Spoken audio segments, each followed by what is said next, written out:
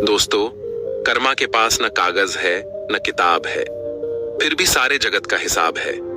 ये कहा जाता है कि जो कर्म हमने पहले किए हैं उनका फल हमें आज मिलता है, और जो आज करते हैं उसका फल हमें बाद में मिलेगा। तो ऐसी कोई व्यवस्था क्यों नहीं हुई कि जो हम कर्म आज करें उसका फल आज मिल जाए, ताकि दुनिया में से सारे भ्रष्टाचार और जितने भी बुरे कर्म हैं सब मिट जाए। कुछ कर्मों का फल तुरंत मिलता है और कुछ का फल कालांतर में मिलता है। कैसे मिलता है, आइए समझते हैं। नमस्कार दोस्तों, बोधि थिंक्स बाय यूट्यूब चैनल में आपका दिल से स्वागत है। एक नगर में दो पुरुष रहा करते थे। एक पुरुष व्यापारी था जिसके जीवन में धर्म की बहुत महत्ता थी। वो पूजा पाठ में यकीन रखता था। वो हर रोज मंदिर जाता था और दान धर्म भी करता था, और हर रोज भगवान की पूजा करता था और सबकी मदद भी करता था। वही दूसरा पुरुष बिल्कुल विपरीत था। वो हर रोज मंदिर तो जाता था, लेकिन पूजा करने के लिए नहीं, बल्कि मंदिर के बाहर से जूते चप्पल चुराने। उसे दान और धर्म से कोई लेना देना नहीं था, और उसे ईश्वर पर विश्वास नहीं था। वह ऐसे ही दूसरे की चीजें चुराकर अपना जीवन व्यतीत करता था। समय बीतता गया और एक दिन बहुत जोर की बारिश हो रही थी। इस वजह से मंदिर में पुजारी के अलावा कोई नहीं था। ये बात जब दूसरे पुरुष को पता चली तो उसने कहा कि ये सही मौका है। मंदिर का धन चुराने का यही विचार करके वह मंदिर के अंदर चला गया। पंडित सो रहे थे। पंडित से नजर बचाकर उसने मंदिर का सारा धन चुरा लिया और वहां से भाग गया। उसी समय धर्म कर्म में विश्वास रखने वाला व्यक्ति भी मंदिर पहुंचा। दुर्भाग्य से मंदिर के पुजारी ने उसे ही चोर समझ लिया और चिल्लाने लगे। वहां लोग एकत्र हो गए और उसे बहुत मारा। किसी तरह वो बचते बचाते वहां से निकला तो दुर्भाग्य ने उसका साथ वहां भी नहीं छोड़ा। मंदिर के बाहर वो एक गाड़ी से टकरा गया और वहीं घायल हो गया। कुछ समय बाद उसे होश आया। फिर वो व्यापारी लंगड़ाते हुए अपने घर जाने लगा। कुछ दूर चलने के बाद रास्ते में उसकी मुलाकात उस पुरुष से हुई जिसने मंदिर से धन चुराया था। उसने कहा, आज तो मेरी किस्मत चमक गई, एक साथ इतना सारा धन मिल गया। ये सब देखकर उसे बहुत बुरा लगा और वह अपने घर जाकर उसने अपने घर से भगवान की सारी तस्वीरें निकाल दी। वह जो चोर था उसने अपना पूरा जीवन ऐसे ही चोरी करने में गुजार दिया, और वह जो भला आदमी था उसके जीवन हर दिन कुछ न कुछ समस्या आती ही रहती थी। कुछ सालों बाद दोनों पुरुषों की मृत्यु हो गई। मरने के बाद जब दोनों यमराज की सभा में पहुंचे और भले पुरुष ने दूसरे व्यक्ति को देखा तो उसे बहुत गुस्सा आया। उसने क्रोधित होकर यमराज से पूछ ही लिया, मैं तो हमेशा अच्छे कर्म करता था, दान में विश्वास रखता था, हमेशा अच्छाई के रास्ते पर चला। उसके बदले जीवन भर मुझे अपमान और दर्द ही मिला, और इस व्यक्ति को नोटों से भरी पोटली। आखिर ऐसा भेदभाव क्यों? इस पर यमराज ने कहा, पुत्र, तुम गलत समझ रहे हो। जिस दिन तुम्हारी गाड़ी से टक्कर हुई थी वो दिन तुम्हारे जीवन का आखिरी दिन था, परंतु तुम्हारे अच्छे कर्मों की वजह से तुम्हारी मौत सिर्फ एक छोटी सी चोट में बदल गई।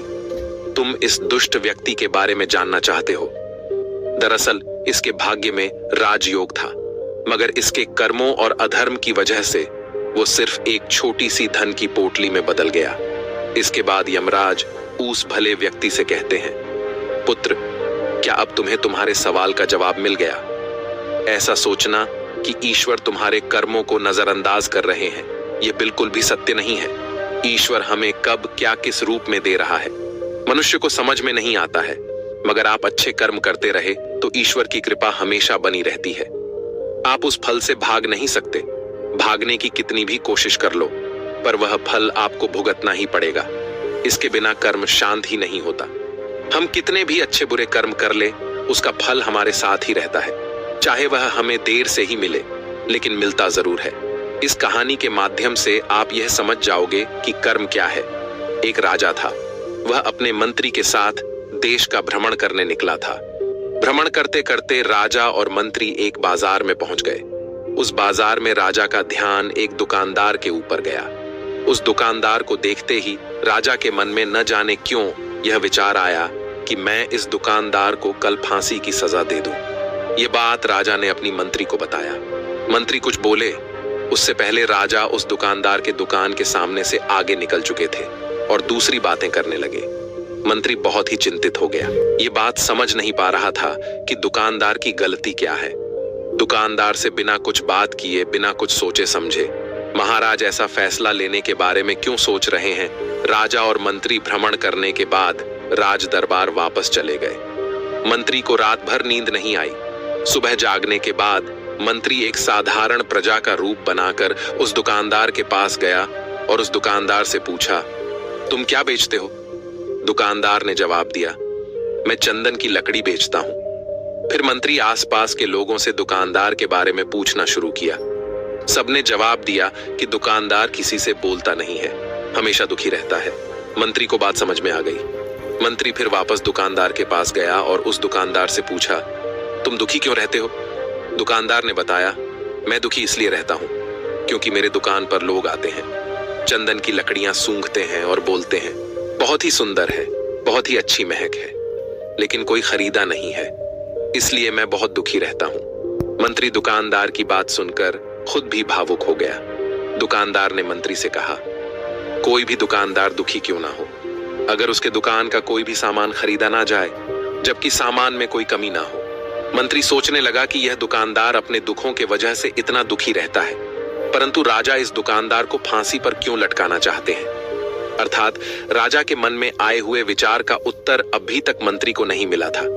मंत्री ने फिर दुकानदार से पूछा, भाई तब तुम क्या करोगे?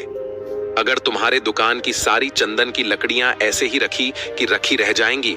तो दुकानदार ने गुस्से भाव में बोला, हाँ मैं जानता हूं, मेरी चंदन की लकड़ियां ऐसे ही रखी रह जाएंगे, कोई नहीं खरीदेगा। इसीलिए मैं सोचता हूं कि हमारे नगर का राजा जल्दी से मर जाए। अगर वह जल्दी से मर जाता तो मैं उस राज दरबार में उस राजा के देह संस्कार के लिए अपनी चंदन की लकड़ियां देता, जिससे मुझे कुछ पैसे मिल जाते, और इस बाजार के अलावा बाकी के लोगों को भी मेरे चंदन की लकड़ी के बारे में पता चलता, तो फिर शायद कुछ ना कुछ लोग मेरी दुकान से जरूर खरीदने आते चंदन की लकड़ी। मंत्री दुकानदार की बात को सुनकर सब कुछ समझ गया और उसके मन में एक विचार आया। मंत्री ने दुकानदार से चंदन की कुछ लकड़ियां खरीद लिए। इस खरीदारी से दुकानदार को कुछ पैसे भी मिल गए और वह थोड़ा खुश भी हो गया। मंत्री चंदन की लकड़ियां को लेकर वापस राज दरबार चला आया। राज दरबार पहुंचकर मंत्री ने उन चंदन की लकड़ियां को राजा के समक्ष रख दिया और बोला कि हे राजन, यह चंदन की लकड़ियां उसी दुकानदार ने आपको भेंट किया है जिस दुकानदार को आप फांसी देने के लिए सोच रहे थे। राजा उन चंदन को सूंघने के बाद बड़े ही प्रसन्न हुए। उन्होंने कहा, यह चंदन की लकड़ियां बहुत ही ज्यादा खुशबूदार हैं। दुकानदार के इस अनोखे भेंट से राजा बहुत खुश हुए और मंत्री को कुछ स्वर्ण मुद्राएं दी तथा बोले, जाओ उस दुकानदार को यह स्वर्ण मुद्राएं इनाम में देना और बोलना कि आज के बाद मैं जब कभी भी चंदन की लकड़ी की जरूरत पड़ेगी तब तुम्हारे दुकान से ही चंदन की लकड़ी ली जाएगी। मंत्री जी मुस्कुराने लगे तथा यह सोचने लगे कि अब तो राजा के मन में उस दुकानदार को फांसी देने का विचार आ ही नहीं सकता, क्योंकि अब तो हमेशा राज दरबार के लिए चंदन की लकड़ियों का इंतजाम की जिम्मेदारी उस दुकानदार को जो मिल गई है। मंत्री स्वर्ण मुद्राओं को लेकर वापस उस दुकानदार की तरफ चल दिया। इधर राजा इस विचार में पड़ गए कि वह दुकानदार तो बड़ा ही अच्छा इंसान है। जिस वक्त मैं उसके बारे में यह सोच रहा था कि मैं इसको कल फांसी दे दूंगा, तब शायद उसके मन में उस समय यह विचार चल रहा था कि राजन पहली बार मेरे दुकान के सामने आए हैं, क्यों ना मैं उनको अपनी सुंदर और खुशबूदार लकड़ियों को भेंट करूं। और आज उसने मुझे भेंट भी किया। बेवजह ही मैं उसको फांसी देने के बारे में सोच रहा था। इधर मंत्री दुकानदार के पास पहुंच गया। मंत्री ने राजा के द्वारा दी गई स्वर्ण मुद्राओं को दुकानदार को देते हुए कहा कि जिन चंदन की लकड़ी को कल मैं खरीद कर लेकर गया था, उन चंदन की लकड़ियों को राजा ने बहुत पसंद किया और इनाम के तौर पर तुमको यह कुछ स्वर्ण मुद्राएं दिए हैं। दुकानदार बहुत ही खुश होने लगा। साथ ही साथ मंत्री ने उस दुकानदार को यह भी बताया कि अब आज के बाद राज दरबार में जब कभी भी चंदन की लकड़ियों की जरूरत पड़ेगी तो सारी चंदन की लकड़ियां तुम्हारी दुकान से ली जाएगी।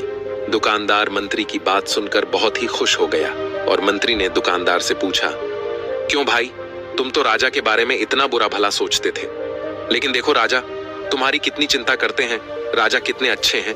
राजा अपनी प्रजा के बारे में कभी भी गलत नहीं सोचते हैं। दुकानदार मंत्री की बात से सहमत हो गया और बहुत दुखी हुआ। दुकानदार मंत्री से बोला, मैं कितना गलत सोचता था राजा के बारे में। राजा तो बड़े ही अच्छे हैं, बड़े ही भले राजा हैं। भगवान करे कि राजा की बहुत ही लंबी आयु हो। यह बात सुनकर मंत्री भी बहुत खुश हुआ। फिर मंत्री वहां से वापस राज दरबार को चला गया। तो दोस्तों, अब आप समझ गए होंगे कि कर्म क्या है। कर्म एक बोले हुए शब्द है, कर्म एक वाणी है, कर्म एक सोच है, कर्म एक भावना है। कर्म हर एक इंसान की खुद के विचार होते हैं। हमारे विचार जैसे रहेंगे हम वैसे ही कर्म करेंगे, और उन्हीं विचारों के द्वारा की हुई कर्म हमारे सुख और दुख के लिए उत्तरदायी होंगे। अर्थात हमारे विचार अगर गलत हैं तो हमारे द्वारा की हुई कर्म भी गलत होगी तथा इसका परिणाम भी गलत निकलेगा। परिणाम स्वरूप हम दुखी रहेंगे।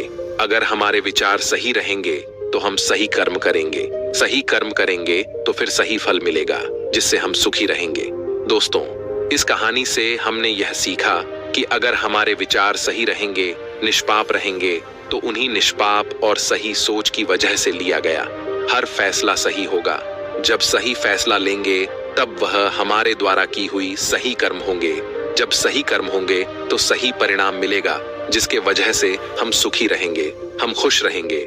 तथा इसी जगह पर अगर हमारे विचार गलत रहेंगे तो हमारे द्वारा लिया गया फैसला भी गलत होगा और किया गया कर्म भी गलत होगा।